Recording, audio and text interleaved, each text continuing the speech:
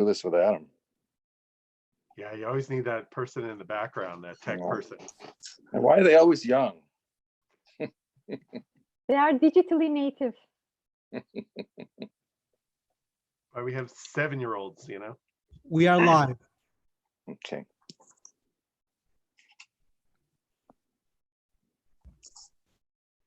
We are live.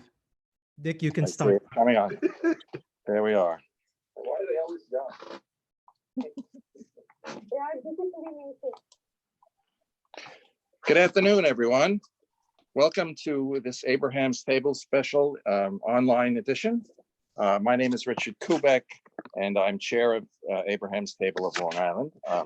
We have been operating since December of 2015 in bringing together Long Island Jews, Christians, and Muslims, bring them together in dialogue, and hopefully dialogue that leads to not only understanding, but solidarity. And we're proud of our record. We've had over 25 programs. Our audiences have exceeded 3,000 in total. And we've covered a host of topics in various formats, sometimes as panels, which we're doing today.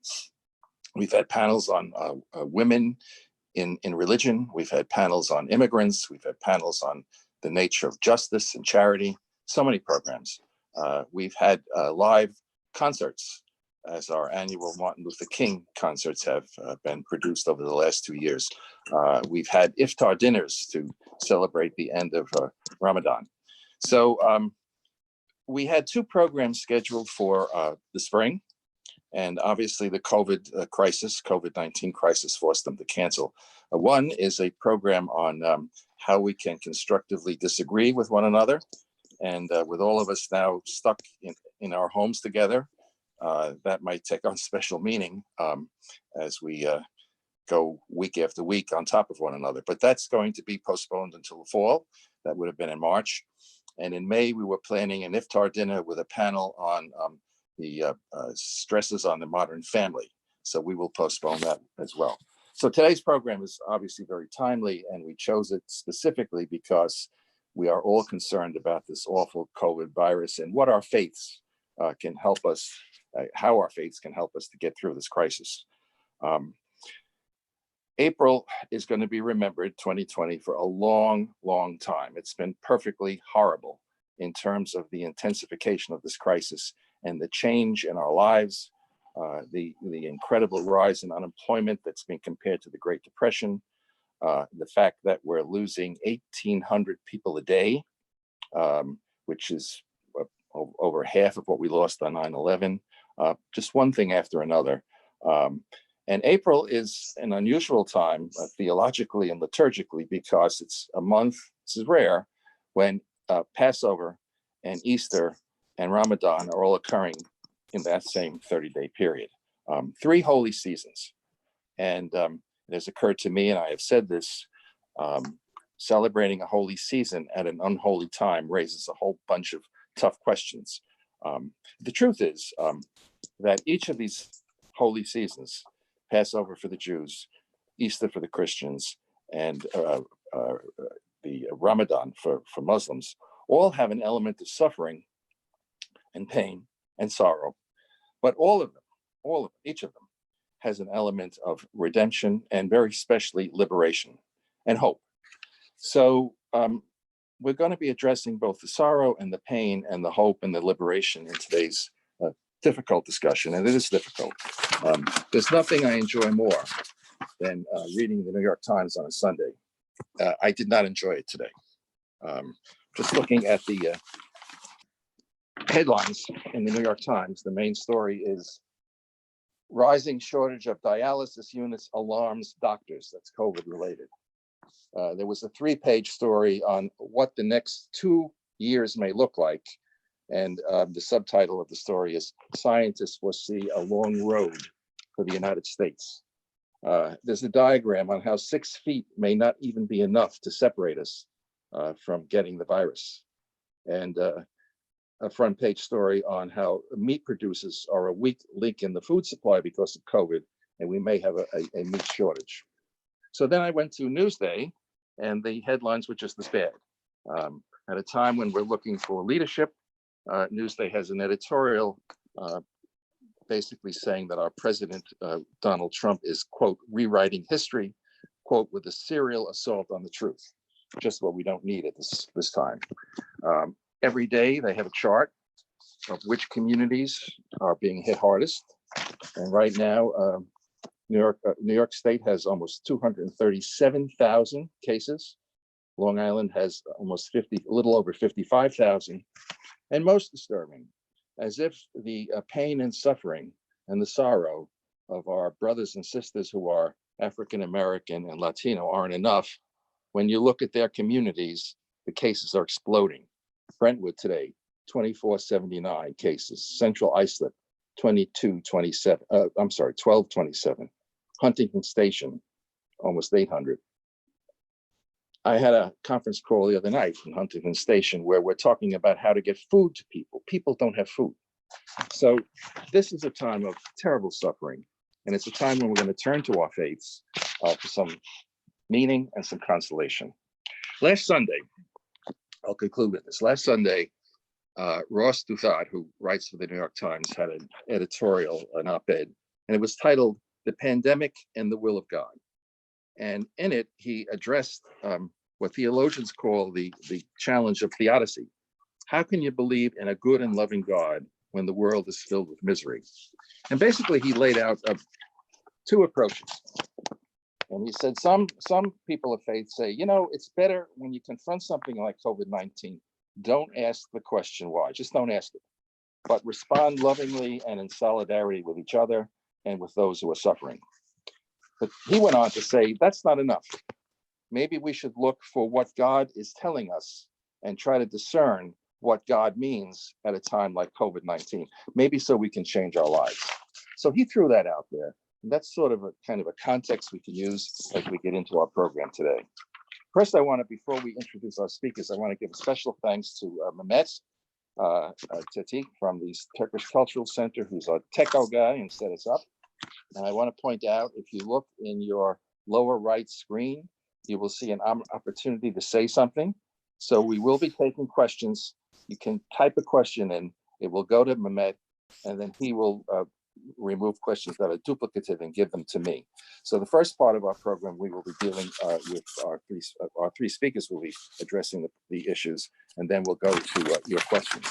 So let me now introduce our speakers. We're very happy to have them back. And I want to say a word about that. Each of our speakers participated in our fall program on gratitude. And it was so good. I recall one minister left and said, I hate to leave the room. And we got into, what does our faith, Jewish or Christian or Muslim, and by the way, they were enormously similar, say about how we can be grateful. But I recall that day that there were questions that came from the audience, which were kind of a prelude to today. Questions like, how can you be grateful at a time like this? The Newsday has some diary entries today of people who witnessed World War II. And one of them was a Dutch people, and one of them was a Dutch man watching his Jewish neighbors being taken away. And he said pretty much what Ross Douthat said and what we're asking today. How can a good God let something like that happen? So with that tough question, let me introduce our panelists. We've welcomed them back. Rabbi Jeff Clapper from Temple Beth El in Huntington, Reverend Kate Jones Cologne from Setauket Presbyterian, and Zuleyha Polak from the Turkish Cultural Center. So we normally begin with an opening statement, and we do it historically with the oldest religion first. So Rabbi Clapper, I set up some tough questions for you. Where do you want to begin in terms of how our faith traditions are helping us to cope with this adversity? Thanks, Dick. Really, for laying out such a very not happy message and then toss the ball to us, huh? So look, first of all, thank you for the opportunity to join with this panel again. I really enjoyed it the last time we did it. And hey, if anything, it gave me an excuse to get dressed up because, it seems like been in a lot of comfy clothes And yeah, I am wearing, by the way, nice slacks, not pajama pants. That's a nice thing with these Zoom things. It's only what we see on the screen. And actually that thought of what we see on the screen is a good thing. We can see these great pictures, like, I know Zuleha and I have these backgrounds. So sometimes you can lose yourself in a picture like this, or as you and Meg have, it's more the reality, right? The only reason I mention that is because I was thinking about, as you were kind of laying out those wonderful headlines from the New York Times. I think there's a part of this that we need to be able to see, not just those overwhelming headlines, but also see that there's still some beauty in our world. And that's something, I'm sure we'll kind of bring out in the conversation later. I only mention that because I think that as much as it feels so overwhelming right now, there is a lot of wonderful things that have come out. There's some really positive, incredible, occasions, actions, and things that should hopefully bring us to a little bit of a sense, or a greater sense of hope. And I mention that because I think that, that's the thing, when with all of our religions, we can look and see that there certainly are moments of suffering. There's plenty of those, but there also are reasons to be hopeful. So, that's the thing, is to have these conversations in difficult times seems like, how can we even think of good things right now? But I do think that there's a lot of good that we can point to, and I'm just these two amazing people that I'm on this panel with, really having this opportunity again to speak with them. So I'm looking forward to our conversation. Thank you. Okay, Reverend Kate, next chronologically, the Christian perspective. Well, thank you again for this opportunity. It is really a privilege to be back together in this format. We're all sort of figuring out how to talk about our faiths, how to connect in our faith traditions in this sort of odd technological thing. One of those is that my name says Meg on here, even though that's my 8-year-old daughter, because I can't for the life of me figure out how to change that to my name. So this is just we're all living into this strange just framework for discussing these really deep issues. But thank you to Abraham's Table for figuring out a way for us to do that in this time. One of the things I've just been reflecting on a bit, just as a starting point in this conversation, is how, from a faith perspective, this moment that we're in really requires us to kind of get back to the essentials of our faith in a way. I think, really the kinds of things that I've personally been wrestling with, that I think we're wrestling with as a congregation, are just the basics, the things like, the church is not a building, or how do we love our neighbor? How do we think about what the great stories of our faith traditions mean in sort of the real world? And so when it comes to things like questions about suffering and living in a time when we're confronting that in a very direct and real way, we're returning to those basic stories and questions of our faith, and just wrestling really fundamentally with what those mean, and to some extent with the kind of fundamental question of God's faithfulness and all of that. And so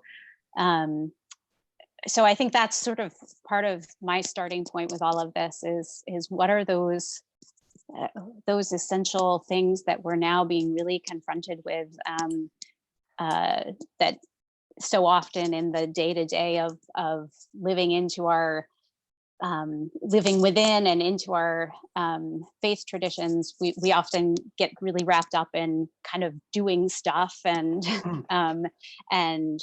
operating as an institution or a community. This is calling us back to those essentials and questions. So those are some of the things that I'm just thinking about and pondering as we explore this together. Thank you so much. And before we go on to Zalea, my apologies. I was holding the phone and I'm getting messages that the phone was bouncing. So I now have it propped. I think that might be better, or at least you won't be getting seasick watching me. So let's go to Zalea now and the Muslim tradition on what you're drawing from this terrible time. Thank you very much. It's a privilege to be here with you today. And I remember how sweet was our last panel. And at the time, I was lucky to record it, and some of my friends were asking me, what happened there? Like, people are talking about it and they're asking. So it was so sweet to talk about gratitude. And I hope that this session will be also, a continuation of that session. So, this is a time that our illusionary world is shattered because something is happening out of nowhere when we were not ready, and we feel that this is something happening haphazardly, as if it's coming from nowhere. We don't know where it comes from. We were not expecting to come to this point, and all of a sudden our whole lives are changed in a way that we didn't expect it to be. And these times, even though it is very challenging, but also it is very inspiring and creative as well, because we need to make that heavy work of asking these daring questions about the meaning and what is the lesson that I can get from here, and what is the message that I'm receiving through this daunting pandemic that is all over the world. All of a sudden we find ourselves facing with these questions normally we can eliminate or ignore in our lives because there is no pressing issue. We also at times choose to ponder about those questions because there are always something happening in life. There is always something in our plate that that is pressing, small signs that are inviting us to ponder on these questions. So one of the most crucial I think question that we can ask at this point is, what is the purpose, what is the lesson that I can get from this whole situation? Because if we think that there is no point in all this, it's just happening without control, there is nobody controlling it, then the only emotion that we find ourselves is in fear. We find ourselves in such a huge fear as if facing the death. On the other hand, if we think that the whole world is in control of a loving, merciful, compassionate creator, and there has to be a meaning or a wisdom behind all this. And the question then now is, what might be this wisdom that is in all these very challenging questions or situations that we are facing? And our understanding of the creation is not mechanic. We see the whole world that is happening in front of us every day is being created again and again. It's a constant creation from the creator. So we are actually witnessing what is happening every day. Like most of the time, as human beings, we are stuck in the past or the future. What happened in the past or what will happen in the future. But actually, what we need to ponder and focus on more is the present moment. What is happening now? And what are the signs that is happening in front of me in the creation, inviting me to ponder? So in these times, those signs are very, very loud and clear compared to the other times. And I think we need to stop and ponder, about what is the wisdom, what is the meaning of all this in this constant creation, being created every day from scratch. And it's a dynamic and constant creation, and we are being created every moment. So the possibilities are endless. What are the signs, the messages that I'm receiving now from this creation that is happening in front of me? So, Zalea, you went right to the second question that Ross Duthout raised Not last week. yet. I'm still in the introduction. Oh, I thought you were done. Are you done with your no, I introduction? was just kidding. I didn't okay. go to answer the question. Yeah. I was just setting the stage for, going into a deeper perspective. Yeah. So the idea that God is giving us opportunities to recreate ourselves and our world at every moment is interesting, because that suggests that God somehow is behind this whole mess we're in. And that was kind of what Duthout was saying, that we really should look at what God wanted us to get out of this. So that begs the question that has frankly perplexed me since I was a child, which is, I remember as a 10 or 12-year-old watching newsreels of the Holocaust and thinking as a child, I was in Catholic school at the time, God's supposed to be good. How could he let something like this happen? So we got to go to that question for each of you. Is there a good God that has created this mess we're in? Maybe we'll go back to Rabbi Klopper. Want to start? Yeah. Dick, as you bring up that question of theodicy, and it's actually a conversation we've had here over the past couple of weeks in Bible study and whatnot, because it begs that question, and look, part of the answer is a theological one, how you see God's role in our lives. Okay? Right. And I have to admit, the words that are coming to my mind right now, I admit, are not really mine. They belong to another rabbi, Harold Kushner, who wrote a whole series of books, including When Bad Things Happen to Good People, which was kind of the one that people are most familiar with. And there's a piece that he writes where he explains that when these things happen, it's not a question of is God doing this or not, but the image he raises, which I really love, is the idea that God is crying along with all of us.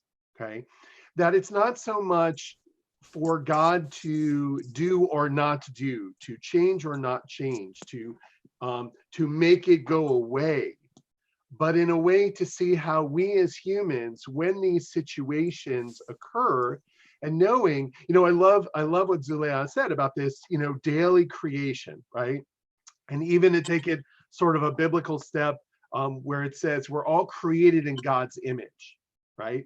So I guess if we are creating God's image, there's an essence of, well, God's in us, we've already got that divinity within us to some extent. And really it's to see, okay, given this situation, how are we as divine, and obviously not deity, but how are we as humanity, let's put it that way, how are we going to respond, right? How are we going to respond to these kinds of moments? Are we going to respond as we imagine, or I would would think God would want us to, which is to figure out ways to work together, to help each other, as opposed to this is the moment to just hunker down and be on my own and only care about myself. So to me, it's like that thought again, as Rabbi Kushner says, of God is feeling the same pain, and it's really the responsibility falls upon us to see what are the choices that we're going to make. Whether we could categorize that in a way as what is it that we're going to learn from this, but in a way you don't learn from something until after it happens, when you can sit back and kind of reflect on it. So it's really more of, we're in the reaction stage, so how are we going to react? What are the choices we're going to make? And that's where, in my initial statement, I talk about You know, my issue with those newspapers is we have heard a lot about the number of cases, which is overwhelming and in a way means not as much as it seems like it should mean, because what does it mean for those people who have it? Well, they don't talk about the fact that a lot of those people who have it are coming through, you know, they're doing well. They've, you know, but instead what we go with, how many have it and how many have died? So it's that image of there's no good to be found here. And I'll tell you, you know, just anecdotally, and then I'll you know, toss the ball. You mentioned how people are struggling for food. Okay, we have continued to encourage people as they can and as safely possible to donate food. Right? You know, if you are doing a grocery run, we invite people, if you can pick up a few extra cans of stuff or whatever, for not for you, but for others, please do. And what's amazing is every day here at Temple Bethel in our donation bin, there's stuff. So people are giving constantly to help others. And I think that that's what I'm talking about, that it's this question of how are we going to react? And I have to say, there are people who are reacting, I think, the way that God would want us to. So the conference call I was on, Rabbi, earlier this week, about how to get food to people and hungry people in Huntington, several of your congregants were on and played major roles in how to do that, and raised lots of questions about, you know, are we going to be crushed by the private charities trying to do this? But you've kind of come down on the first model that Duthat talked about in his essay last week, which is, I've seen it this way, that God laments with humans at times like this. He didn't create this, he laments with us, and the best we can do is to stand in solidarity and love with one another. But Duthat said, and I'll go to Kate with this now, Reverend Kate, Duthat was kind of saying, you know, that's kind of dismissing the fact that God is an all-powerful God, and maybe he is trying to tell us something here, and maybe this was by design, so we would. And Duthat said, you know, maybe stop being so materialistic, stop being so militaristic, stop being so racist, whatever. So Kate, I'll go to you and that question of, you know, what is God's role here? Yeah, so I absolutely, I think, am pulled first to this notion of lament and of God's sharing in that, and just similarly, the first example of it, or the explanation, I guess, that I have always held on to is very similar to what Jeff just said, which is, but it was from a sermon by William Sloane Coffin, who lost his son in a car accident and preached after that. And the famous line from that is, you know, when that happened, God's heart was the first to break. And so just a very similar sort of way of framing that God's sharing in our tears. And you know, I'm also thinking about, we just came through our Holy Week and Easter, and read some of the scripture passages about the experience of disciples coming to an empty tomb on Easter morning, and being told, you know, women being told, you know, Jesus has gone ahead of you. And so I keep picturing in my mind, in hospital settings, for example, that anyone at the door of a hospital room, that God is already ahead of us there. You know, we're not, whether doctors or nurses or chaplains or whoever, that God is already present in those spaces with people, and sharing in that sort of crisis and moment. But I do think that this question about what this time is exposing, in terms of real issues around things that perhaps God wants us to see, that we don't see as clearly, in times when we're not in crisis, when we're comfortable, when we're taking things for granted. It's a little bit different, I think, than the question of God causing it, but if we're going to put it in theodicy terms, but really a question of how is God helping us to see in the midst of this some things that call us to new ways of being. And so I'm thinking about, obviously, as you pointed out at the beginning, Dick, questions around economic disparity and racial disparity and access to healthcare and all of those things that are being, are being brought to the forefront even more vividly and tragically in this time. Things, our questions about our and the environment and how this is exposing in a way the possibility of humanity to really affect some real change around the way we impact our climate and our planet, and not that calling us to do that, not by sort of going forward, not by stopping everything, but by taking real action going forward to make that kind of commitment that we're now seeing is a possibility for us to do if we work together. So I think there are certainly some lessons and some new callings that come out of this that become exposed because we're in this time where we have a different lens, and that I think God has a hand in helping us to see that. So before our folks watching take their New York Times and throw it in the fireplace in despair, the last section of the Times that I read is the Sunday Review, and the title is "The America We Need." And it's one essay after another about how we might have a more equitable society after COVID, or we might have universal health care after COVID, or we might work more cooperatively together after COVID. So kind of what you're saying, that out of this, we might change for the better. Zelaya, do you want to weigh in on this? Yes, thank you very much. I think it is a very important question that you ask. What is the position, God's position in all this, and how do we situate ourselves in, all these happenings? So first of all, we need to, reconceptualize the world that we live in.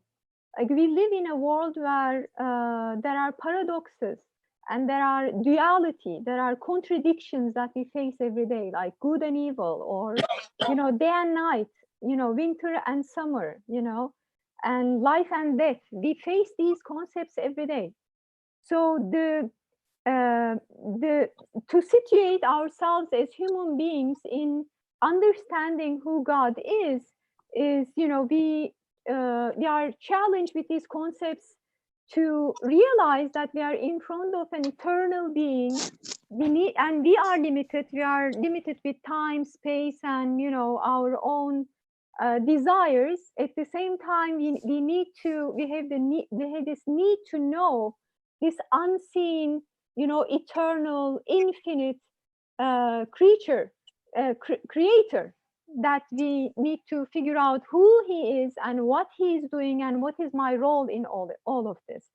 So in our understanding, this whole universe with all these dualities are actually presenting us some challenges to actually go beyond and find who God is. So, and also, we live in this world in a temporary time. We are not eternal here, but as a human being, we also have these desires or whims, and we want to be attached to this world, even though we know that we are not going to be here forever. So this these dualities and these challenges, contradictions, if we can call it, actually are inviting us to find who God is. And we know he is eternal, we know he is not like us, and in our understanding, in our faith tradition, it is very the whole universe by being created every moment is actually showing us that somebody is in control, because there is an order, there is this patterns of day and night, seasons, and the beauty that is created in front of us. So, and it also tells us in its own language, in its own manifestation, that we are not here eternally, and we are here for a short time, and there has to be a goal, a purpose in all this, and we are here to perfect ourselves, to become the best version of ourselves, and transform our skills to become the best of us in our capacity. And so that what we learn in this experience, what we get from this experience, we will be able to accomplish the highest human capacity and return to the eternity to meet with our creator. So we are just here on a mission. Actually, we will be living in the eternal world, as this world is showing us some signs of it, with seasons, with day and night, with the signs in the creation. So it is what the world shows us is that we are not here to stay. Like, everything is passing, and when we don't have this perspective of why we are here, right, then we are attached to everything, we are related to everything in the whole world, and everything is passing, and we feel ourselves being with the pain of separation every day. Like, we see the numbers on the news every day. A lot of people are taken away from us, our loved ones, the people, we are connected with everyone in our heart. So it gives us this pain of separation. But when we think about the fact that we are here temporary, and we are being prepared as a human being, we have a responsibility to become the best of ourselves. What is that? What is the what is my duty in all this? What is my job in all this? What is my responsibility in personally, or also collectively as society? So the hereafter is our next step in this whole thing. With this whole happening, we also realize that we need to reconfigure, recalculate, adjust ourselves with the direction of our lives. Where are we going? What are we doing here? So, and the concept of eternity, how we understand it, is the moment that comes after. So actually, we had, since we started talking, we had 38 minutes of our time sent to eternity, hopefully with good vibes. And now we are facing the future, the moment, the present moment, and also the future of our lives. And depending on how we act, what we do, we will send these packages moment by moment to eternity, because once the present moment is gone, we cannot take it back. The past is past. And, it gives us this whole responsibility of what is my duty in all this, and how do I respond to these happenings, in understanding who God is, and in, realizing our responsibility socially, because this is a global situation, and there is so much we could do in all this. So what I'm hearing from you, if I heard all three of you correctly, is that Ross Duthart kind of made a false dichotomy in that this is an opportunity to, yes, be in solidarity. I don't think any of you believes that God inflicted us with COVID-19. It wasn't a conscious decision, but it's an opportunity. And it was amazing to hear all three traditions expressed in terms of this is an opportunity to be better, to make ourselves better, to weep with God, and in our lamentation, to look at how we're going to be in solidarity and in love and in compassion to one another. That leads, I guess, to a more concrete question, which is, how are each of you coping, and what are you telling your congregations or your fellow believers? What do we do to cope with this? How do we get through it?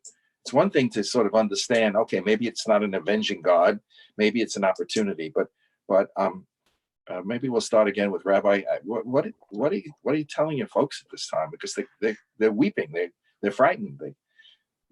What do you say to them? I'm just thinking you could throw it to one of the others too to start, but Still doing it chronologically. okay.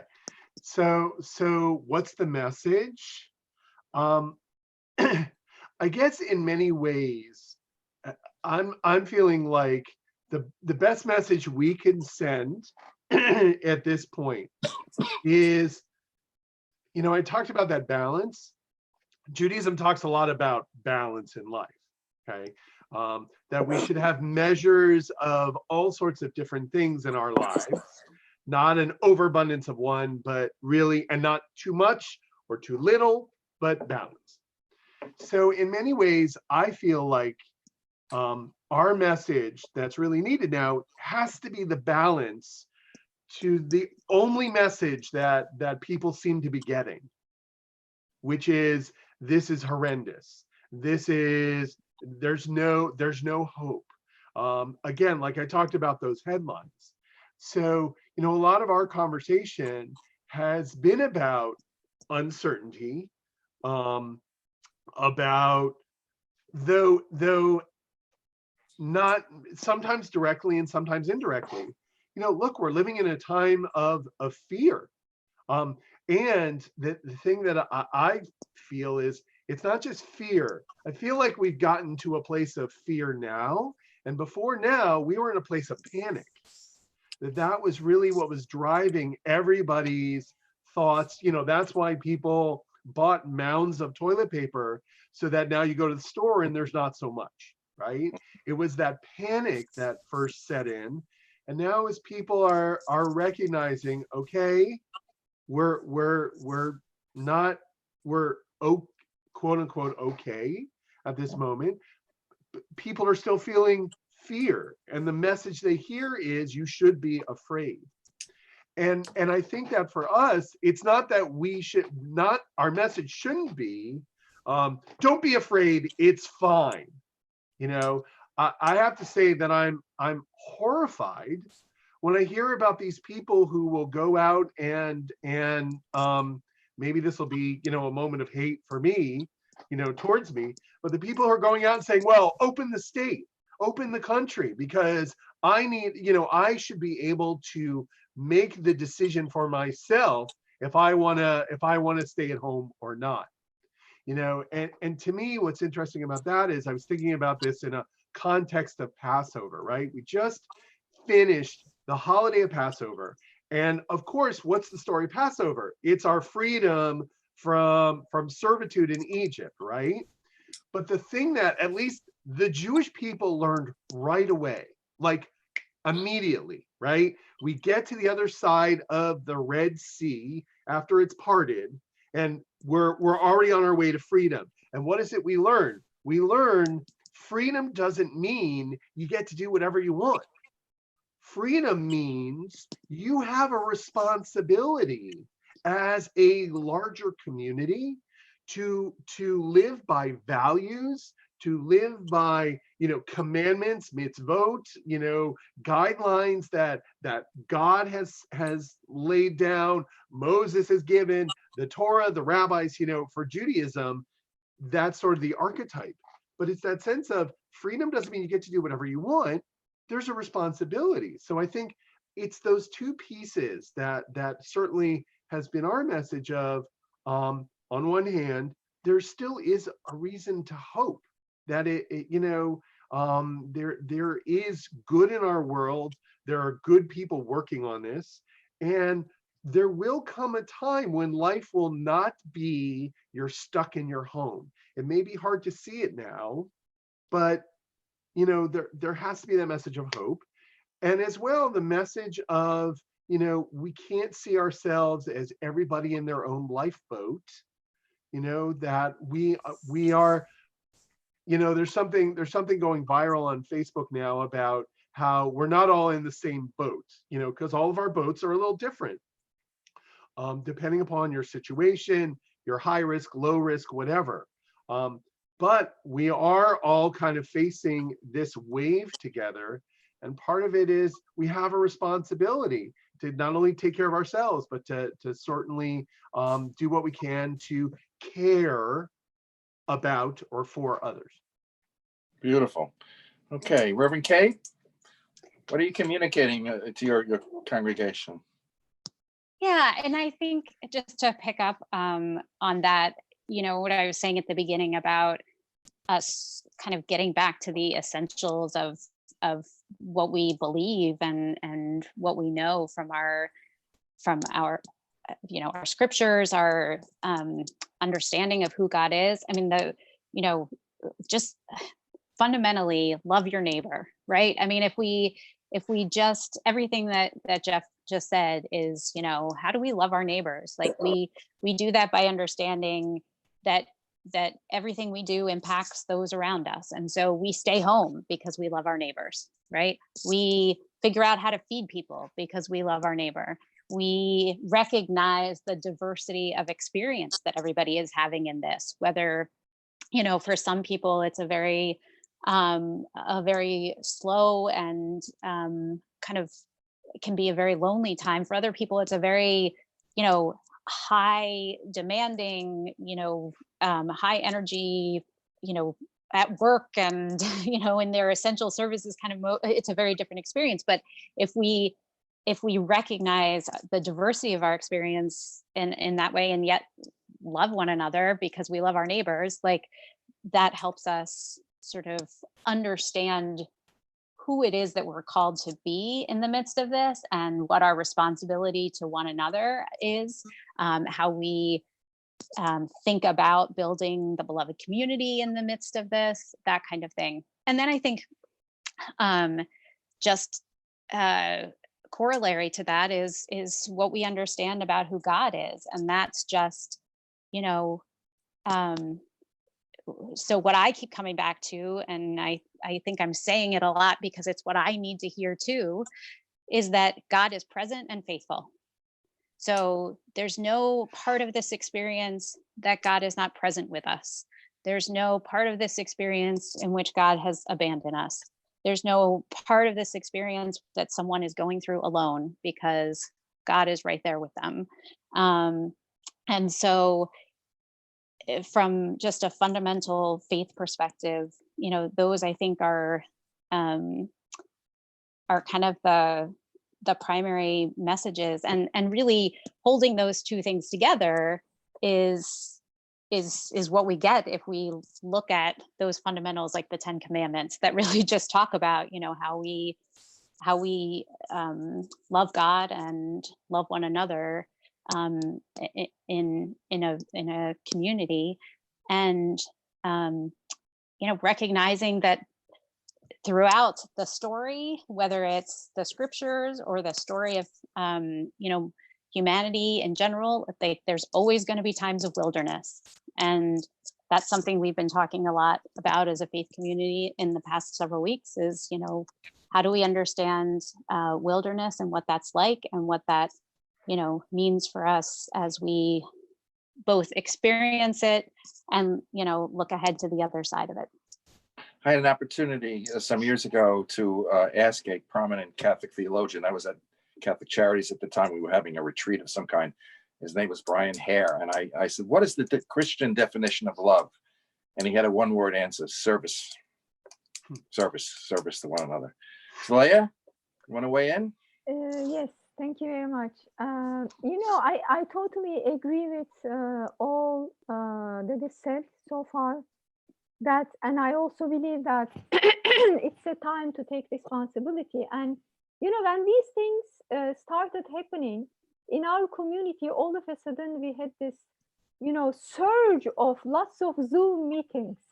Like we were stuck at home, and all of a sudden we were receiving messages from different parts of the world, from Europe, from here, and from other parts, because when you are online, everything is so close. So it's while at one point you feel stuck at home and you don't know what to do. You can't even, if you are if you live in an apartment, it's even harder. So at the time, these Zoom meetings and, study groups and, lectures, panels like this, it was an opening. It was, this paradox of cave came to my mind. Like, this story of seven sleepers, when there was a difficult time outside, normally outside is light and the cave is dark. But when there is a problem in the outside world, they had to seek refuge in a cave. They had to search for light in the darkness. So this was, this metaphor was similar to our situation when we were stuck in our homes. And all of a sudden, there was this opening to the whole world through these, programs and meetings and lectures, where you could actually learn a lot, and it helps you to reevaluate your own direction, own purpose, and what we can do, and how to take responsibility again, like what to do for the community. And I was so grateful to see that a lot of people in our community were searching for ways to help for the people in need. And, I had some friends who made lists of people to call them. They would arrange some appointments with them for 2 weeks, like, in which day and time you would like to meet and just socialize, because everybody needs socialization. So, this time, this metaphor of seven sleepers, I think, were very much something that we can relate to. And, when they were isolated in the cave, their isolation was actually a way of opening up to their own connection with God. And, also, maybe we can talk about the Plato's metaphor of cave. How everything that reflects on the walls of the cave is actually a sign and, an attribute or a shadow of the light outside, the sun outside. So these were the issues we talked about, and my favorite one was the story of seven sleepers, to see that paradox of going into the home in a narrow space, but you find an opening to the whole world to connect and to reconsider, reevaluate your life's purposes. So thank you to all of you. I'm going to just throw this out, and whoever wants to answer it can. And remind our audience that they can type in questions, and Mehmet will be sending them to me. So I'm waiting for the questions to come through. I think a lot of us remember Jimmy Breslin, the Newsday columnist. He could be very caustic. And years ago, maybe 5-8 years ago, he had a column on Good Friday, and he explained how he lost his Christianity, because when he contemplated how God allowed his son to die on a cross in such an awful way, he couldn't imagine himself doing that to a child, or anyone doing that to a child. And so he abandoned his Christianity. And I think of the Psalms, Catholic Mass has this psalm, every Mass has Psalms. And so many of them are statements of God saying, I will deliver you from your enemy. I will smite them dead. I will take care of you. I will answer your prayers. I will protect you. And I always think of the 6 million Jews probably praying those Psalms for nothing good came of it. So this idea that is God, if we pray to God, will he come in and save us from the virus? Is that a childish thought, or is there some substance to it? Anyone who wants to take that one, good luck. I don't, but what I do want to do. I didn't call it this time. That one, right. That's too hard. No, but what I do want to do is actually react to something you said within that. The people who, in the midst of the Holocaust, who prayed the Psalms, right? And what good came of that? Mm-hmm. And here's what I would say. Look, with Judaism, it's hard to be able to talk in singular theology, because different people will read Bible, will react and see God's presence, or for some, lack of God's presence in the world. Okay, so it's hard to paint everybody with the same brush within the Jewish world. But the thing I would say to you is, I think for many of the people who did pray Psalms, it wasn't necessarily with the intention, I will pray this Psalm and God will therefore fulfill it. The reason they prayed the Psalm was that they found comfort and strength in expressing, whether it was expressing those words, being involved in rituals that were, look, rituals for all of us. I think it's safe to say for all of us, rituals are a source of comfort. There's a familiarity, there's a sense of purpose, there's a sense of message and value. For us as in the Jewish community, it's a sense of community. Whether it's, one of the things that's sort of a partial benefit is that, part of our ritual takes place at synagogue, but a lot of it takes place at home.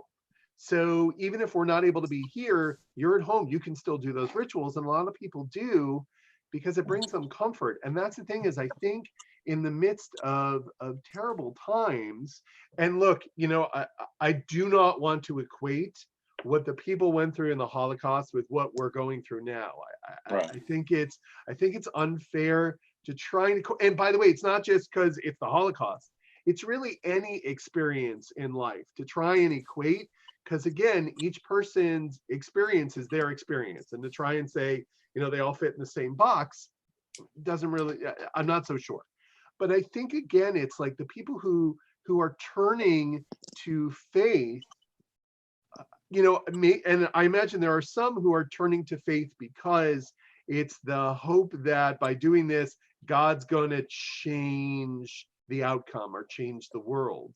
But I think in the shorter term, a lot of it is, it brings a sense, like I said, comfort, purpose, focus, strength, respite, all these different areas. And I think that's the power in whatever it is that we're able to do. That's why I don't know if Kate and Zuleyha have seen this as well, but ironically for us, we've seen like an increase in the numbers, quote unquote numbers. And you have your we'll stream on Friday night, so we get analytics from YouTube, right? Or we know based on who's on for the Zoom.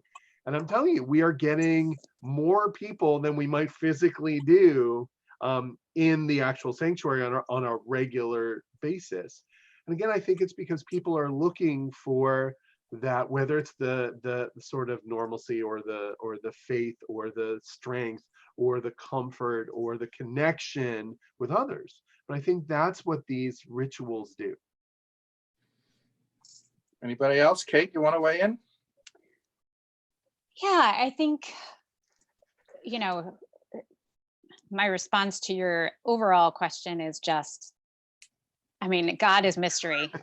Really, I think, if any of us had that answer, we would, perhaps we wouldn't need God because we would have all the answers. But God is mystery and we are not God, and that's the bottom line. We're God is God and we are not. And so there are questions that I think we just cannot answer.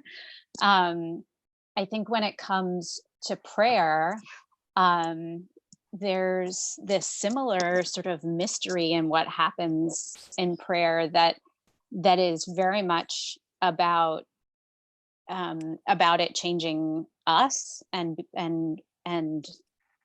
as Rabbi Klopper said, comforting us and strengthening us in a way that is somehow the connection that happens between us and the divine in prayer, allows and enacts that. And at the same time, this mystery that God does have power that we don't understand, and how prayer um, how prayer, I don't know, it's hard to even say, but there is something that I think prayer has the capacity to move and change God in this way that we don't understand either. So there's just a lot of, prayer is so important because it actually allows us to participate in a way in that mystery that we can't quite explain, but that we know is no less real just because we can't explain it. And I think the other thing is that this sort of gets at the question of connection between between all of us within a faith community, right? I mean, one of the things that we're experiencing in this trying to figure out how to do worship and do community and everything in a time when we can't physically be together are just these questions about connection and how we, what it means to have those relationships among one another when we can't be physically present with one another. But we're all discovering that there are these ways that we can, spiritually support one another, find that sort of relationship with God in a way that exists outside of our buildings, which we have such important and meaningful ties to, and so sort of entering in again to the mystery of that just relationship among one another and what those ties mean. And we express it in different ways.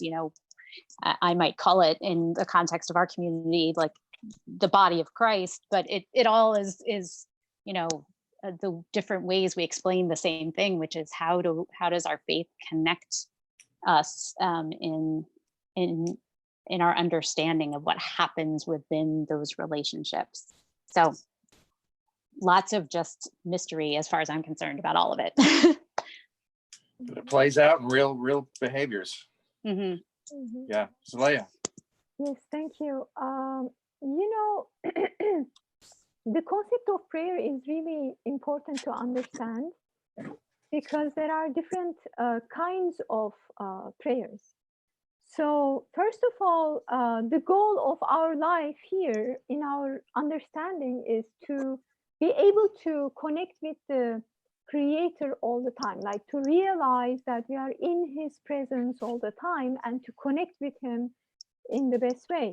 So, and the types of the prayers are, some prayers are verbal prayers. We just, recite certain sections of the, Revelation, the books, or sometimes it's our actions, to search for a cure of a health problem for the researchers, for the doctors is a prayer. They search for the, the cure, the medicine, let's say. And their actions when they spend time in the lab is also a form of prayer. And we also, pray through our potential. When we realize our potential, it's a form of prayer as well. And what is the essence of the prayer is that we realize that there is something that we are, not powerful. We are, we don't have the strength, we don't have the power, we are impotent and we don't know the answer. We need something and we can't get it. And, in our tradition, there is a verse. It says that, what importance would you have if you didn't have your prayers? So the whole concept of being important in the eyes of God is, on our shoulders to connect with Him. When we are connected, when we realize the whole reality, the truth, and His, what we are doing here and connect with Him is, we actually actualize our importance. We become important in our, in actualizing our potential. And another verse says that, pray to me that I will respond. I will answer to your prayers. So in this case, the question is, most of the time we pray, but they are not answered. So how do we understand that? And, the answer to this one is that, it's like going to a doctor as a child and, saying to the doctor that, I'm sick and I need this medicine, please give it to me. And the doctor would give an exam to the child and say that, either the same medicine that we are asking for, the doctor might give it, or he might give a better one, or he might tell us, as a little child in this metaphor, you don't need any medicine. You're just fine. You just, continue doing, these sort of things. And, sometimes the answer of the prayer is not giving an answer. It's just, we just need to be in that position for some other, wisdom. And sometimes it's just given to us, but we are here. Our role here is to seek, to, search for the answer. And so sometimes we want something, but that is not good for us, but we really want it like a child. We insist that we want that, but it is not good for us. Like, we don't know. Sometimes we act like a child. We don't know the results of our actions. So sorry.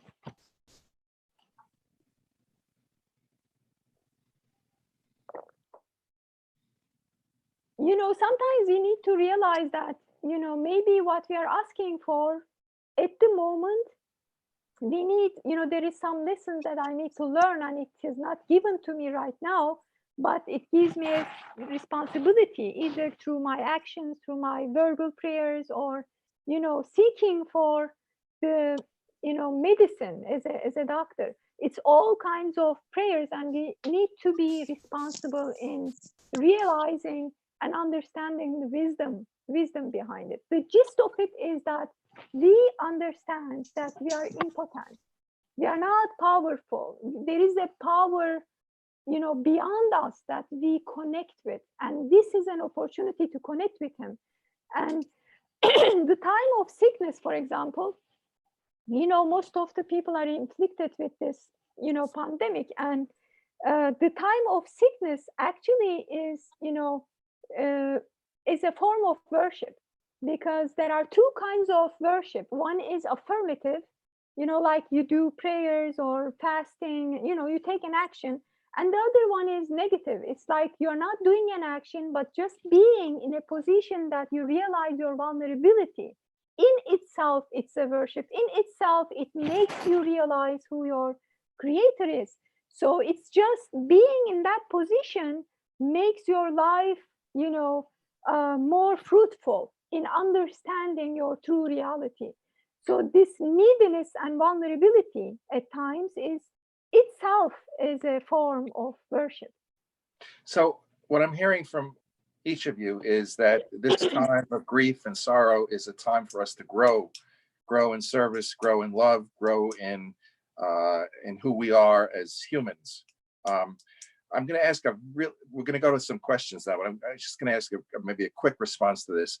For those who are really afraid, and that's all of us, is there any point to asking God to spare us from getting the virus?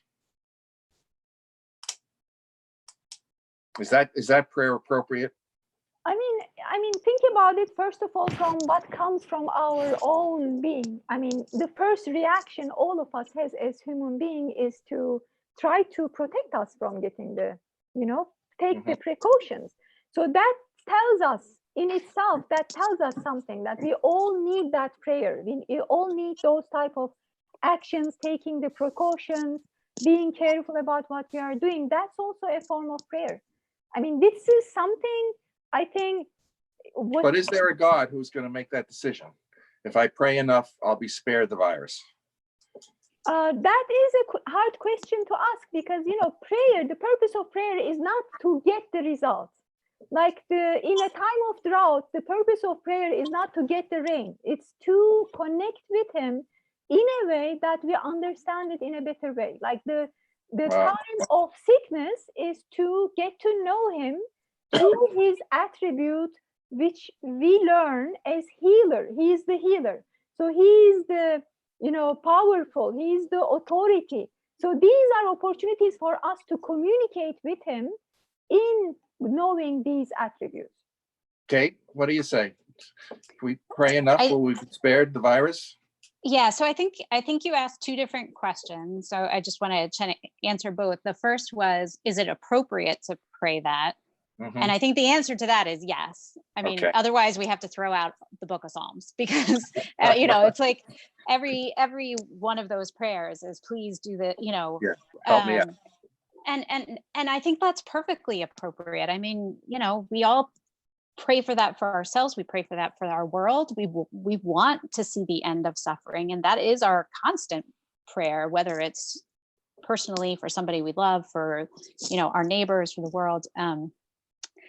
In terms of the second question, which is, if you, and I'm gonna maybe flip it a little bit, but if you don't pray hard enough, if you don't get spared from the virus, does that mean that you did not pray hard enough? And I would say that is not something that I believe. I don't believe that it's a lack of good, hard, persistent prayer that is why bad things happen to people. Jeff? Yeah, along the lines of kind of what's been said, here's what came to mind. A lot of praying going on, especially for the parents who are homeschooling their kids in a way. All of us who have parents at home trying to go over things. And of course, one of the bigger challenges for many is math, right? Our kids who are now, I feel very lucky. My college age kid is home, and he's studying math. So when there are big math questions for an 8th grader, he goes to the college kid, which is perfect. My prayer was answered, I guess you could say. But the reason I'm bringing that up is because I think one of the problems is people will often think of prayer or approach prayer in a mathematical formula, okay? A plus B equals C. A, if I say the prayer, plus B, God does everything, equals C. So C being, then therefore I should get what I'm praying for, in a way. And I think the one thing we know in religion is mathematical principles don't necessarily apply, which is why it's not math, right? It's a lot more of spirituality, emotional, psychological, prayer and all that. It's not that mathematical formula. So I completely agree that I would never say to somebody, you can't say that as a prayer. The interesting thing is, and I think this applies in just about all religious faiths, but Judaism talks about there are 2 different types of prayer. There is what I guess I would call the liturgy.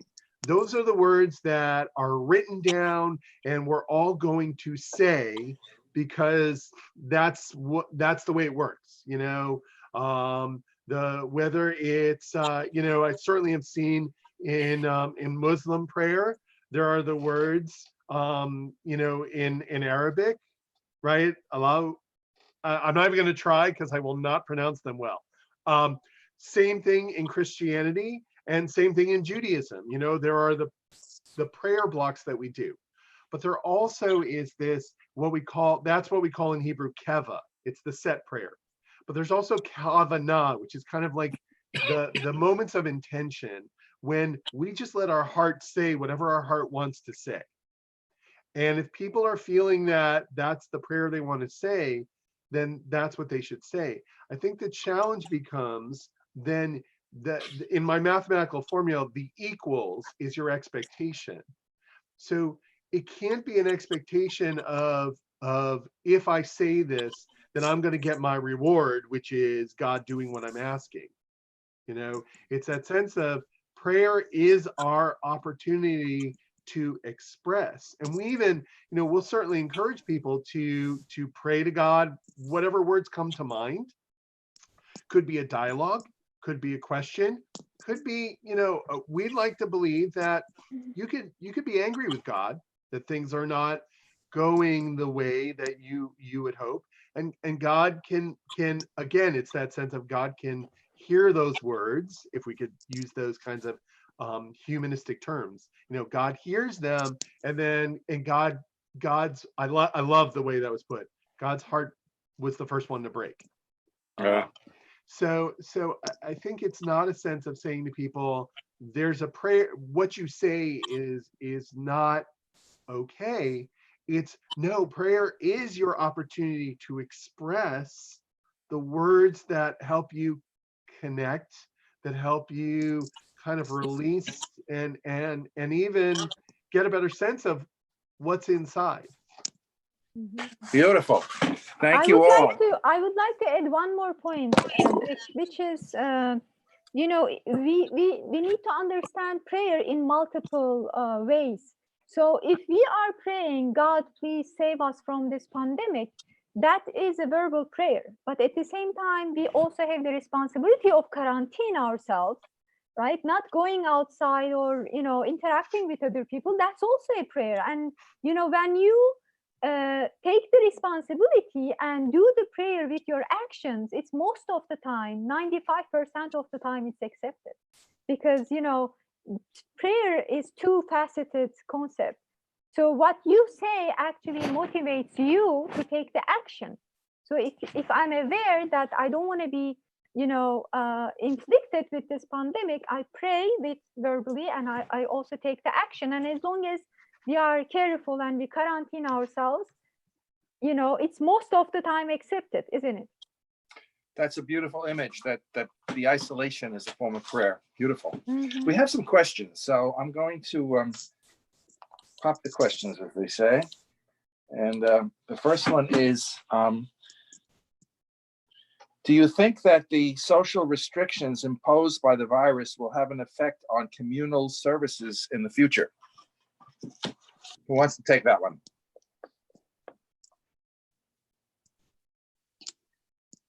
Yes. I would say yes. I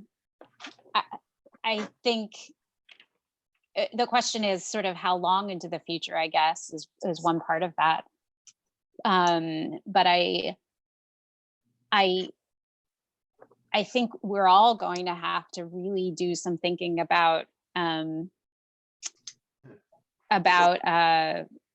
what it looks like to go, back to normal after this, and wrestle with the reality that that's not going to happen instantly. And so there are going to be some sort of steps that we have to take, I think, along the way that will be incremental in how we reform as an in-person community. Even though I really firmly believe we're still a community, even when we're not in person. And I think there's inevitably going to be, and in some ways I hope there will be some real self-reflection as faith communities about, who it is that we're on the other side, who it is that we are on the other side of this, and what is sort of the root of our communal life together that is the most important to get back to, and what does that look like? And so, you always want to be in constant self-reflection about that, and not just go back to doing things the way you were doing them just because that's the way you were doing them, but really emerge out of this in a way that asks those questions, I guess. Yeah, beautiful. Rabbi, Well, you see change and yeah, well, there are two thoughts that are running through my mind with this question. One is, I think within the context of my community, and what's kind of ironic in a way is, before this all hit, we had already instituted streaming services because we had recognized that there were people who, for whatever reason, couldn't be here in person, and we wanted to, using the technology, reach out. So we had already started to stream our main Friday evening service on a fairly regular basis, like 3 out of 4 weekends, 4 out of 5 weekends a month, which was great because it meant that when this all hit, we could we were already running, so we could hit the ground running, and we've actually gotten better at it because of that. So, look, in a way, it's like it was already sort of in the works. At the same time, the one thing that I try to, in a way, I guess for my own sanity and managing, any anxiety, is to say, I don't have a crystal ball.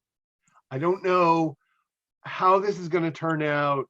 And that's the thing is, in a way, it's like to try and mire through or wade through all the different studies and headlines and whatever. It's this sense of, look, we don't know. I'll reflect on. I recently had an interesting conversation with my community over Zoom, and I asked the question: so if tomorrow the authority, like Governor Cuomo said, guess what, everyone, it's safe. You can come out May 15th, because that's the state's closed until May 15th or on pause. How many of you would on May 15th open your doors and walk out? And it was interesting with that group. Very few. They were still saying, well, we would want to see if it's really okay to go out. So I think there's just so much uncertainty that rather than trying to predict this is what we're going to do and this is what we're going to look like, the message is we're going to figure it out, and it's going to take some time, and it's going to change, and we're almost kind of in a day-to-day, 2-day at a time, maybe window, and that's okay. And I think, for people who like to know what's going to happen down the road, like to schedule, like to organize, that's really uncomfortable. But I think it's the better place for us to, it's where we are. We don't know. So rather than trying to guess, just say, we're going to figure this out and we'll do it together. Paul, I saw this morning, I think 73% of the American people are afraid we're going to move too quickly to end the isolation. Zalea, you want to add anything to that about the future worship in the Muslim tradition? Actually, this is a very important question for us, because in a week we will have Ramadan coming up. So we started in this, 2 months before Ramadan, there is a special time that we prepare for Ramadan. So now on April 23rd will be the first day of Ramadan. So, this period of isolation for us was a good opportunity to, work on our connection with the Creator and, have intense, faith lessons and, groups, study circles and, things like that. So actually, one thing that came out is something really important was to care for another and to check on each other.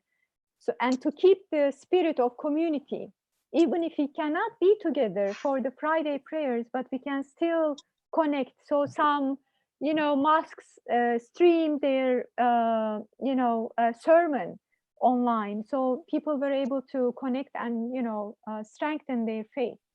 And so one way of coming out of this thing, of this whole issue in a more, in a stronger way, is to be service oriented, rather than, sitting here and thinking about complaining about the situation, finding ourselves some activities that we can do, even if it is something, calling someone, asking their help, giving them psychological support, finding ways to help remedy other people would actually heal, help us heal as well.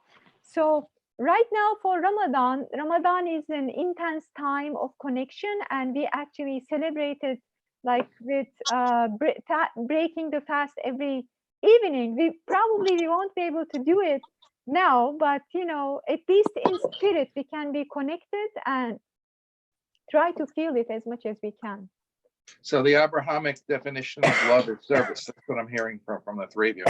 I'm going to combine two questions. One is, how do we retain our values at this terrible time, and particularly a concern that fear is going to overtake us in so many ways. Who would like to start with that one? How do we retain who we are as believers, and particularly in a climate of fear that may persist for a long time? It's already overtaken us, so I don't think it's something that we can anticipate will happen. The fact that people don't leave their homes is not out of a sense of joy and relaxation. It's really, we're kind of living with this prevalent fear. So I think we're already there. And I think that it's, look, for some people, maybe they've figured this out, come up with their patterns, come up with, their daily routines or what they're going to watch on Netflix to escape. It's, it's a work in progress. We're all a work in progress. And I think, what is it going to take? It's just going to take people taking a deep breath and committing themselves to the values that each of our faiths stands for, as opposed to allowing the fear to be the bus driver, is to try and let the values, it's hard, I know, but to take that deep breath and recognize we actually all are better suited when we let the values drive the bus rather than the fear. I like what you said earlier, Rabbi, that we've gone from panic to fear, and that's a step in the right direction. Yeah. And maybe fear to service and caring and Right. and getting out of ourselves. Kate, you want to say something about that? Yeah, Fear I don't overwhelming us? have much to add to that other than just a little kind of reflection on the fact that living in fear isn't new, and it's especially not new for a lot of communities that have been experiencing a climate of fear for a while now, that outside of the context of this virus. And so I'm just mindful of the fact that I am always speaking from a place of privilege, where fear is not something that I experience on a regular basis. And so, but for many people it is, because, they're in places where violence is a regular part of their daily life, or because they're concerned about their immigration status, or because they interact in a different way with law enforcement, or they worry about where their next meal is coming from. And so fear is certainly not a new phenomenon because of this virus for many folks. And so I guess I'm just kind of naming that. Well said. Interesting. So those of us who are experiencing fear now, maybe a deeper fear than we normally experience, might be a little more empathetic to people who experience it all the time. Yeah. Leah? Yeah, I mean, at a time of crisis like this, the differences among the human beings are lost. So we don't see each other as, certain labels of faith. We just see each other as human beings, and we can connect through our vulnerabilities. And, this is a great opportunity for us to embrace our vulnerability as human beings and to, reconnect. And fear is given for a purpose. It's not for no reason. I mean, fear is for us to realize that there is a danger and to protect ourselves. So if we didn't have the fear, we couldn't isolate ourselves at homes, right? So it does serve us for a purpose. And the only thing is that we shouldn't stay in that mode of, being for so long. Rather, protecting ourselves, taking precautions, and then, being open to be surprised, being open to the new situations rather than being, stuck with the feeling of uncertainty. I mean, there are so many things in life we don't know anyways. Like, this is another time that we need to, we need to recreate the connection of trust with the creator. Like, there will be an opening. This is just an opportunity to grow, and we trust that, just like God is the healer, God is the one who creates this virus as well. So whoever created this virus will also give us the healing, so the cure will be given too. So actually, in our understanding, it's the same source. The created power comes from God. Based on our actions, yes, we have the responsibility, but at this time, I mean, it relieves me to think that whoever gave me this virus also gave me the cure, will give me the cure. So it's just my job to be open and, trusting to God and doing my part in a responsible way. So I'm hearing the three of you returning to the topic of gratitude that we discussed in the fall, and that amid all of this, there are opportunities to be grateful and to grow as people and to be more in service to one another and to make the world better. And while maybe God didn't throw COVID-19 at us, it's an opportunity. I'm hearing each of you say that. Am I right on that? It's an opportunity It's an for all of us. opportunity. Yeah. Well, all challenges in life are an opportunity. And again, it's up to us to choose how we respond to those moments. And hopefully, this is a moment when, as much as it's a challenge for humanity, we have the ability, and we've seen it, we have the ability to step up and meet the challenge, and hopefully be able to take care of everyone, and get through this challenge together. So what makes a person of faith different from someone else? And what I'm hearing is our faith would look at adversity and say, what are we going to do to make this a better world? What are we going to do to make ourselves better? What are we going to do to help someone? And that's something to be grateful for. That's something to be grateful for. I'm going to combine one last question. Then maybe each of you could give us some parting words of what you would like us to take away from this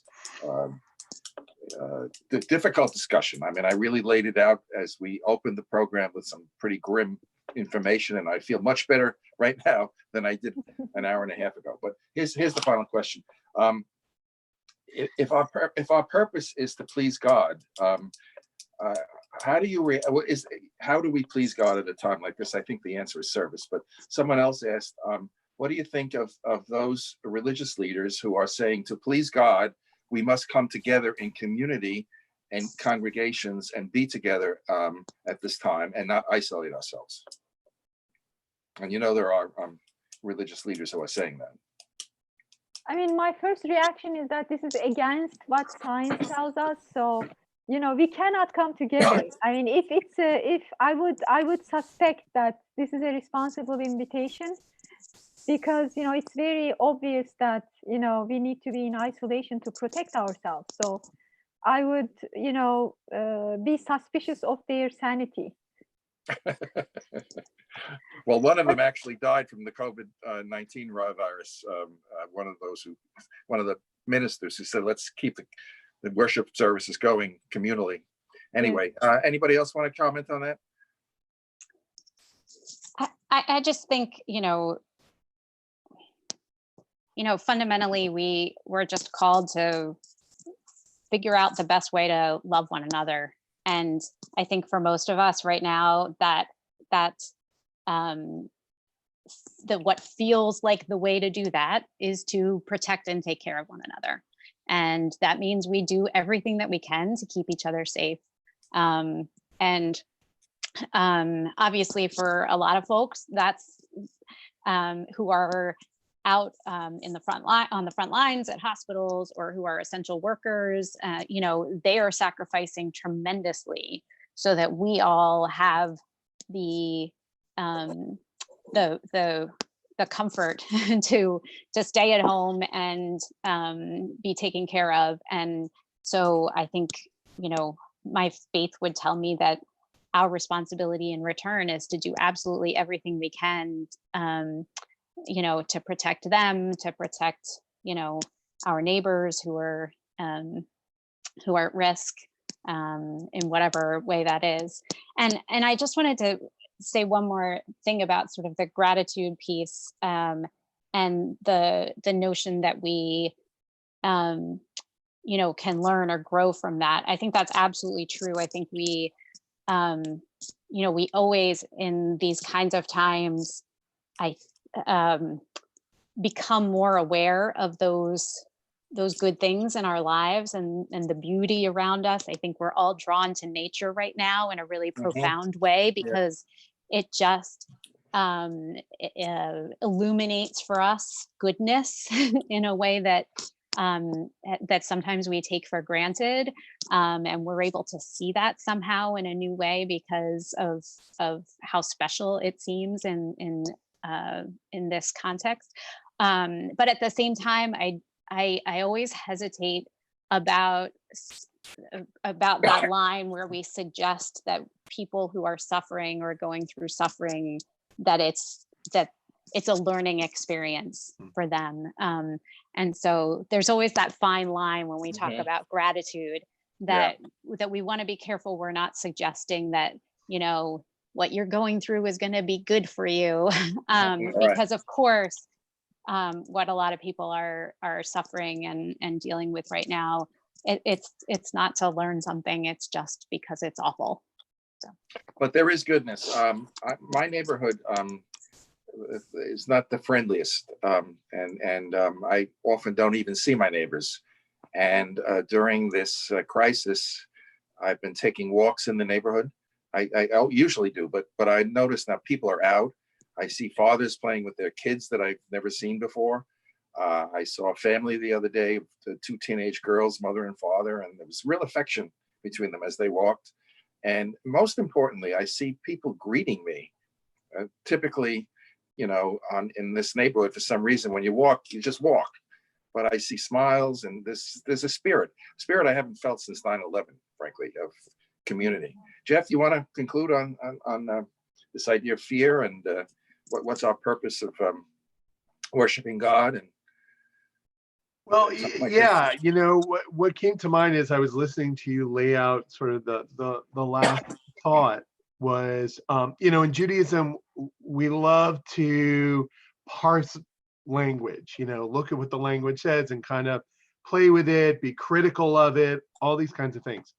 So two reactions. The first is, Dick, you mentioned the phrase, please God, right? We need to please God. And I have to tell you that one of the things I really appreciate is there's been a lot of wisdom that's saying, look, it's not about being happy, because we can't always be happy. We're touched by sadness, some people more so than others, but we're touched by sadness and all this. So it's unrealistic to think that we're going to be happy 24/7. And even as you look at the Bible, just as a narrative, God isn't always happy. We don't always do the right thing. So to me, it's not about pleasing God. Like we're not. It's not about making God happy, and then everything will be okay.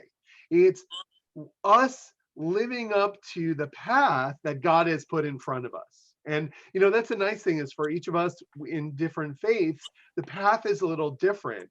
Maybe the expectations are somewhat similar, certainly parallel, but it's not about making God happy. It's about living up to those expectations, living a life that follows that path. And I do think that is a huge difference. Yeah. But the other thing I was thinking about is when you said, the people are saying, well, we have to come together, right? So what does that mean, come together? Well, the people who will take it in the form of, it means you have to be in the same physical space. Well, yeah, you're going to have a problem if all you can do is define it as being in the same physical space. As a Jew, so much of my mindset is community-based. One of the great rabbis long ago, Hillel, said one of the most important principles is don't separate yourself from the community. You should see yourself as an important part of community and be involved with community. So when we say come together, what should that mean? Well, it doesn't have to mean necessarily being physically in the same space. Another way to put it is we should be unified. We should, or even easier as a way to think of it is we need to work together. And the one thing we certainly have learned is to work together in this world now. How blessed are we that we don't have to be in the same space? You know, technology does give us the opportunity. You know, there are people in business who are using Zoom, and that's how they're working together. Okay, there are other means for us to be unified and to work together, even from the, I don't want to use the word isolation, but from the quarantine of our own homes, of having to remain in our own homes. Because I think part of it is fighting that sense of isolation. And that's where community comes in. That's where the phone calls absolutely come in. That's where the Zoom comes in. That's where whatever means that we have to put prayer online, you know, people, I wonder, or at least this is what we've heard, they feel connected. They feel that strength. So in all these things we're doing, using the tools of technology that we have are means for us to still be able to come together, to be unified, to work together, to get us all through what is a really challenging time in our world. And, you know, I'm grateful for the community I have, for the communities like Abraham's Table, for all the work that's being done in the community to feed those who are food insecure, to care for those who are, you know, and our thoughts go out to all those who are ill, you know, and the families who are dealing with loved ones they can't be in the same space with, but are finding ways to connect with them. So, you know, again, the message is there's a lot of good in our world right now that's come out from a terrible situation. And that should be our focus, is to say that, isn't it amazing that people are giving of themselves? Isn't it incredible that that we are working together? You know, here we are, the four of us on this Zoom. You know, this is just one little instance of so many other things that are happening. It's still, to borrow the words that aren't mine, it's still a wonderful world. Yeah, that was one of the songs last night in the Who concert. It's a wonderful world. It was a very powerful moment. So I'm going to ask our viewers. I think we had 40 coming on. It probably grew. You've all received an email from me announcing this program, and you can respond to it. So the Abraham's Table Planning Group would be really interested in hearing what you thought of today's program.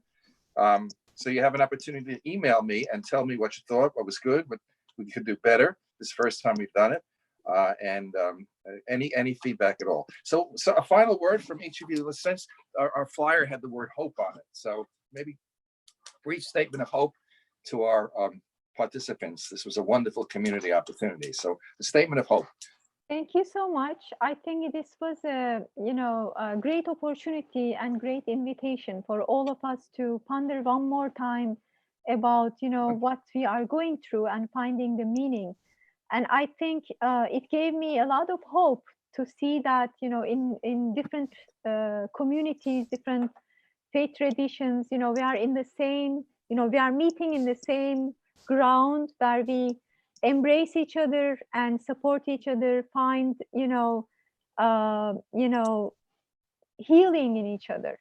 So there is also, I think we need to reference, there is a possibility of joy in all this, finding the meaning, learning the lessons and doing our responsibility, acting responsibly in all this. There is a great joy for one to take responsibility and help others, because this is the ultimate reward one can get, to feel that you actually made an impact to someone else's life. So It's thank you interesting very you much. say that. It's interesting you say that, Slaya, because I was just thinking that I've enjoyed this program and I felt guilty about it, but that's that's really profound. Kate, you want to give us a sense of hope? Yeah, no, I think that's really what I was kind of focusing on, which is that the opportunity that we have to have these kinds of exchanges and these sorts of conversations is a real joy. And I think one of the things that this particular moment in time has taught us is just how connected we are across humanity. And that has become just so rapidly evident in a very, tangible and scientific way. But I hope, my hope is that what that leads to is us recognizing that connection in a deeper and more positive way going forward, which is that we all depend on one another. We all, share this planet with one another. We all experience these things together, and therefore on the, as we experience them and as we move forward out of this into, whatever the world looks like on the other side is living into that common humanity and that connectedness with one another in a really positive and way that builds one another up, instead of all this nonsense where people want to tear each other down. I've talked or thought about the word longing a lot in the midst of this. Like we, are longing to be together again. We're longing for our friends and our loved ones. We're, longing for the opportunity to be back in spaces that are meaningful and joyful for us. And so I think that's also, there's a lot of hope in that in that longing is this desire for human relationship that if we really work hard at it and we take it seriously and we think about what God intends for that, that longing can be something that really is powerful and transformative for the world. Pope Francis said, I think it was around Good Friday, that the COVID-19 has wounded us, but that an open wound is an opportunity to look inward and for healing, and to also look outward for healing. Beautiful. Rabbi, you want a final word of hope? Yeah, so two quick things. One is there's an old Jewish story, and I'm just going to cut to the end of it. The punchline, or the moral of the story, is, the motto of the story is, this too shall pass. Okay. Now, it's actually a double-edged sword in some ways, because the story speaks to, on one hand, when we're feeling intense joy, we don't often remember, but we find out really quickly that those moments of intense joy are fleeting, and then things can change right away, and real life seeps back in, or something happens to ground us again. But in this case, it's that sense of the converse, right? The opposite. When we're in the midst of something awful, it's a reminder that even as bad as this seems, and for some people, this will, and really for all of us in a way, it changes all of us, and again, whether it's because you have felt grief or are feeling grief right now, or just, for whatever reason, yes, there might be changes, but this too shall pass. There's an element of, we will be okay. We will survive. We will get through this together.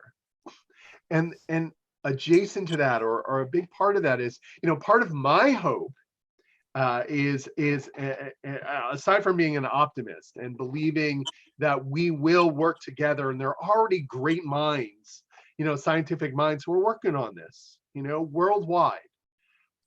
But one of my hopes is that we really start to, in a way, reevaluate the word, or the meaning of the word hero, because one of the things hopefully we're all seeing is we've got a boatload of heroes all around us. And they're not the people with the most money or the most material things. They're those people who are going and working at the hospital every single day. They're the EMTs. They're the grocery store workers and the restaurant workers and the people, the essential workers, you know, that we don't even know about, but they get up every day and do what's needed for the rest of us. You know, we've got teachers who we now really recognize, you know, the blessing of what a teacher taking our kids in their classroom means. So I think that, you know, as we move past this, beyond this, whatever word you want to use, is to see that, first of all, there are incredible people there are so many more of these incredible people than we ever realized. And I really like the point about how we have lived in many ways in a time of fear, some more, some less perhaps, but before the virus, there still was a good amount of fear in our world. And hopefully we move to a place where we see we are surrounded by goodness, by compassion, by loving neighbors that we might not have ever known before, but now we meet them in the streets. There's a lot of good in our world. And I'm looking forward to just the opportunity to even embrace it more when we can get closer than 6 feet. Thank you. And by the way, some of our heroes are among the lowest paid people in our workforce. And that's an important thing to keep in mind. So we end this program. I just cannot thank each of you enough. This has been absolutely marvelous. And the commonality between the Jewish and the Christian and the Muslim responses is just amazing. I mean, our Abrahamic roots and our commonality really came through. And each of you was delightful and profound. And just, I'm leaving this feeling a lot better than I did reading the New York Times 3 hours ago. So God bless you. And to our audience, go to your email from me and let us know what you thought of the program. Thank you all very much. Have a good evening and stay well. Please Thank stay you well. very much. Be safe, everyone. Yeah, Thank take you. care.